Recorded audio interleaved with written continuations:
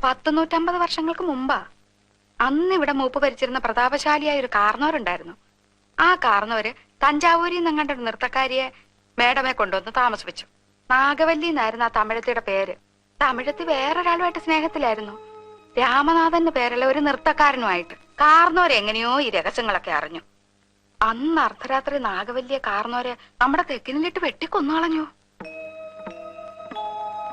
8ാം ദിവസം ദുർഗാഷ്ടമി രാത്രിയില് നാഗവല്ലിയുടെ പ്രേതാത്മാവ് ഒരു രക്തയക്ഷിയായിട്ട് മാറി കാർന്നവരെ കുത്തി കൊലപ്പെടുത്താൻ വേണ്ടി അരക്കകത്ത് വരെ കയറി ചെന്നാ പറയുന്നേ.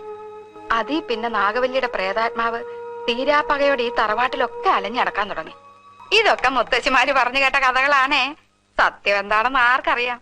ആ പിന്നെ ആ രാമനാഥൻ വന്ന് രഹസ്യമായിട്ട് താമസിച്ച വീട്ടില് ഇപ്പോഴാരാ താമസിക്കുന്നറിയോ? അല്ലിയുടെ ചെക്കനാ, ആ കോളേജ് ലെക്ചറർ.